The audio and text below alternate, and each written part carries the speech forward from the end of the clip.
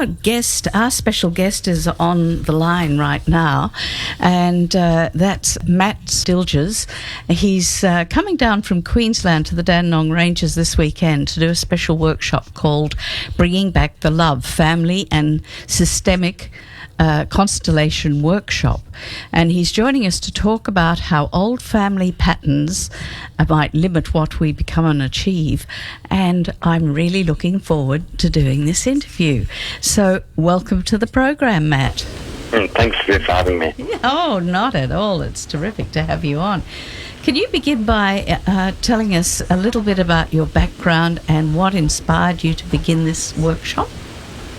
Sure. I've been working in mental health for about 25 years, and I've trained in lots of different therapeutic approaches, and it felt like there was always something missing. And about 9 years ago, I went to a workshop in Brisbane, and I met this international trainer. She's a constellation facilitator. And I put my hand up to do a piece of work looking at something that was a theme in my family about disconnection from one generation to the next.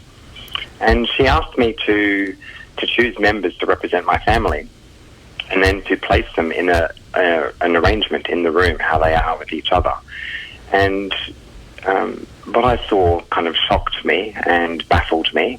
And the person who was representing my father said, I feel very heavy, I've got pain in my lower spine, I feel like I can't stand on my right leg, and I feel like I need a walking stick. And my father was someone who has lower back problems, holds a walking stick, and has problems with his right leg. So wow. I just went, how is this possible that this person can be channeling this information? And so she checked in with each of the family members, people that were representing my family members, and they had this so specific and accurate information about what was happening in the family that I just had no words for it. That is amazing. Yeah, and so ever since then, I've just really followed this type of work. And amazingly, it comes out of Germany, where after the war, both the church and psychiatry and medicine had a lot of trouble actually helping people that had trauma. And so missionaries went off into other countries, indigenous cultures, to see how healing occurs in communities and how that's been done over thousands of years. And it was brought back to Germany, and so it's a mainstream practice over there now. And in fact, in Mexico, I think it is Medicare funded. It's the number one treatment choice available to the public. So Australia's a little bit lagging behind, but there are kind of half a dozen people here who offer this work.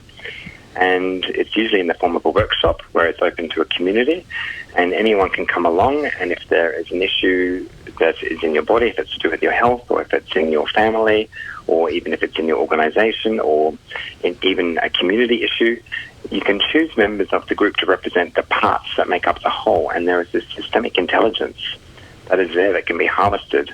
And if we tune into the information, the systems are capable of chaos, but they're also open to new information, and they can be self-organizing. So if you provide the space for it, the resolution can unfold through these movements and through healing sentences that happen before your eyes. And it's incredible to witness and to experience, and you are left with a completed picture of the issue being resolved amongst the people in the group, but also a felt sense of it in your body, and also the imaged memory of it in your mind. So it's a very powerful, it just cuts to the heart of issues very quickly. It's very powerful, it's quite effective, and I haven't experienced anything else like it, really. I don't know whether it relates to Rupert Sheldrake's book on morphic fields. I remember reading that a long time ago and thinking that was absolutely marvellous. Could you explain morphic fields to us? Sure. So families, when you cohabitate with somebody and you have this bond that has even come through the generations, there is this morphic field. It's kind of like the glue that holds the interconnectedness between us. And what we know is that it has a basis in science as well. So if we separate electrons and we, spin one in one direction on one side of the world and spin one on the other one will spin in tune with it on the opposite side of the world. So we have this interconnectedness, and I see this in constellation work all the time. It's that somebody will want to look at, reclaiming their joy or their delight in their family, and then they look back that it's entangled with their mother, whose father died just before the child was born, and then at the exact same time, they would get a phone message from their mother, who they haven't heard from in 4 years. So there is this interconnectedness that when we fix something now, we not only do it to this morphic field over space and time reaches others that are connected to us. And I think most people are probably,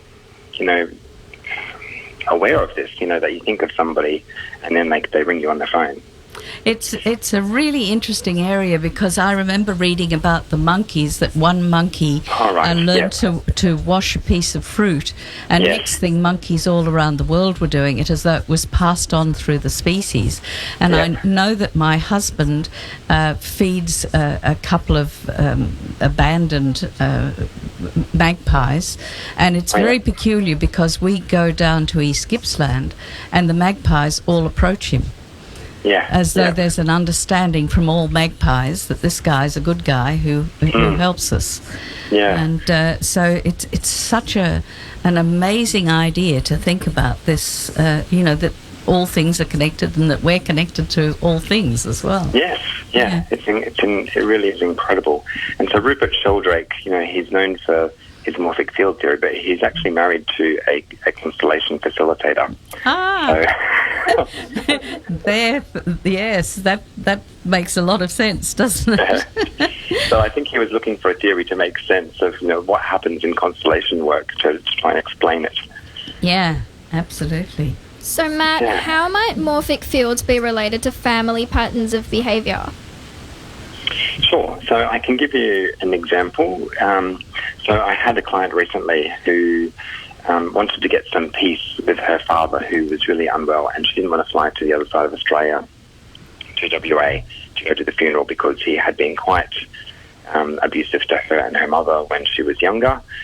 And so she chose, you can do this in a group, or you can do it with symbols, little statues of things. And so in my office, she represented some statues for, herself, her mother, her father.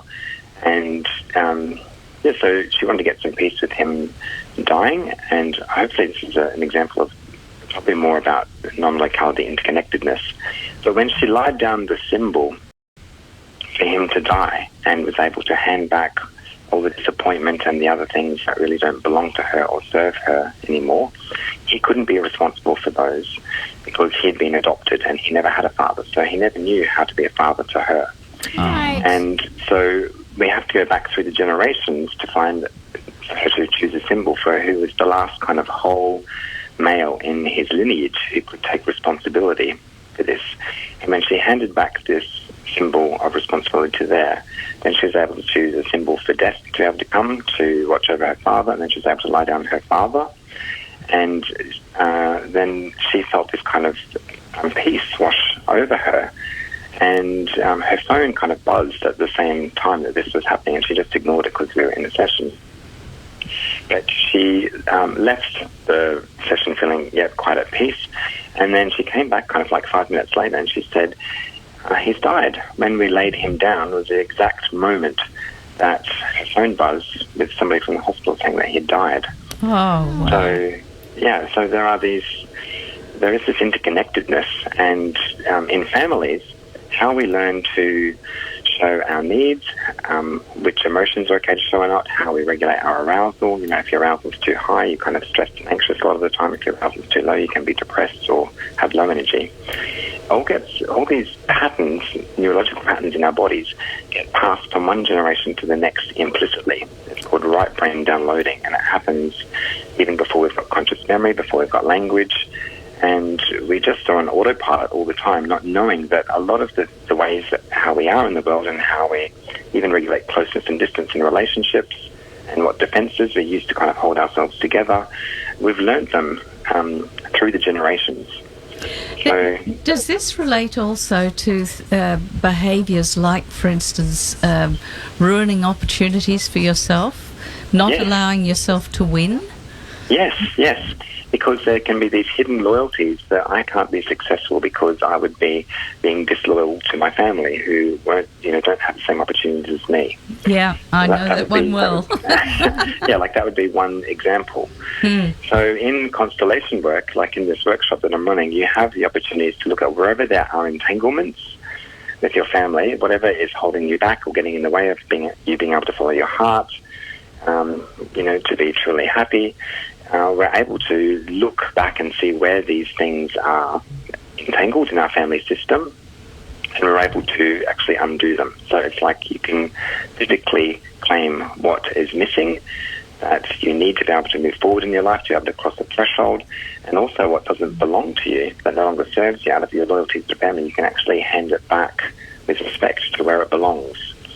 That's it. So amazing. Very powerful healing rituals. My word, it sounds like it. Yeah. So could you describe for us what sort of things happen in your workshops? Sure. So there's a series of exercises that everyone gets to experience. And then if people want to do a piece of work looking at a particular issue, we also have time for that during the day as well. So one of the rituals that we start with is choosing a representative for yourself and someone for your heart and someone for support, and just setting them up so that we can see what is the interaction between them. And even this in itself can be a very powerful thing, because we don't really want to put anyone in a situation where they're not already connected with their resources first, where they feel really supported. So the first thing we have to do is connect people with their resources, with their heart, and with support, a felt sense of that in their bodies and what actually support represents and looks like for them. And I can tell you that I've done this many, many times, and sometimes people put them very close together. Sometimes support might be outside the door and the heart is on the other side of the room. And it can be quite a process for people to really to claim their heart, and even to look at the journey that they have been on with their heart, and to receive the blessings from their heart, and to forgive their heart, or for the heart to forgive them, and then to be able to collect support. And so that would be one of the rituals that we start with. And then during the course of the day, for people that want to do work, they would say a little bit about what the issue is, and then I would ask them to choose members of the group to represent parts of the system that are implicated or surrounding the issue. So those would be the people that they think might be involved, or would it be also like heart and self? It could be.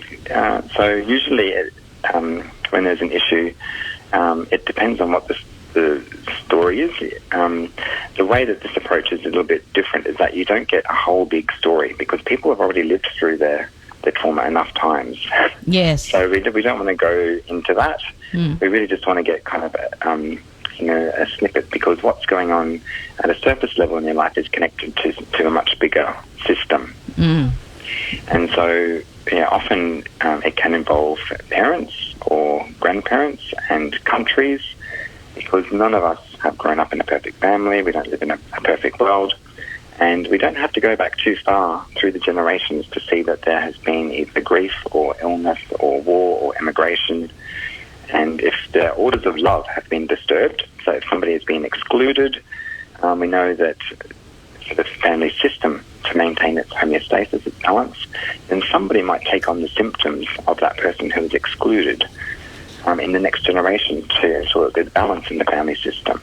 And if there's another order of love, is that the big one gives to the little one. So children will always, out of their love for their parents, try and take on more responsibilities or take care of their parents if they're affected by something. So this can block the flow of love through the generations also. If there's an imbalance between being able to give and receive, whoever comes first. So often if there's been a stillbirth or a termination, or if there's like a foster parent or a step-parent who kind of takes the place of a natural parent, this can also be an order of love where there's hidden loyalties, and the child feels conflicted and then grows up with that, and then it gets enacted in their relationships in their life. Oh, it sounds a wonderful process. Yeah, so we look at these orders of love, and this is one of the things that guides the movements that are needed between the representatives. Absolutely. With for, say, kids who are at this point looking at their final exams for school, would it be helpful for them to go through something like this to free up their ability to succeed? And sure, they could choose a representative for their exams, or what would be a good outcome for them. They're facing their exams, so they could choose somebody from the group to be like, what's a good outcome for them, and then they could choose representatives for their mind or their body or their soul, and so we could see, well, which one of those aspects of themselves might actually need to be nourished or topped up so that they feel healthy and whole to be able to face their exams or their stress. They may choose representatives for their resources. So I've had all sorts of things represented, and this one woman chose a horse from her childhood. Other people might choose a tree or a place from nature, and people can choose the ancestors or the essence of the strength of all the women that have gone before them, to stand behind them and then to put their exam in front of them. And it's amazing the messages that come, that there's kind of at least 7,500 generations of enough strength or enough love even to have passed life forward to this person to be able to sit their exam. So to connect with that and to feel that in your body is a very powerful resource. My word. There's just one last thing. I'm wondering how this might change people to deal with climate change and to change their behaviour if they understood that the connection between everything, and if they were able to face all the things that have knocked them off kilter, if you like, throughout their lives, whether you'd be able to change their thinking and to treat the earth the way it ought to be treated. Sure, I have participated in constellations where we've looked at environmental issues. Yeah. So one of them could be coal seam gas mining, and you actually have people in the group represent all the aspects of the community. So you have the miners, you have the miners' wives, you have the media, you have the investors, you kind of have representatives for the land or the animals, and you actually get to acknowledge and to see how all of the pieces in this whole system are interconnected. And it's a very powerful process with raising awareness. And then you can also add in, depending on what your intention is, being able to look at this. But if it was our future or the future of that community or the future of my family, having an intention is kind of very important in framing up what it is that needs to be looked at. Oh, that's marvellous. Whereabouts are your workshops being held and when? And how can listeners find out more about your work? Sure. Please, Matt. So there's one more left for the year. I've kind of been travelling all over the place this year, and I've been invited to lots of communities.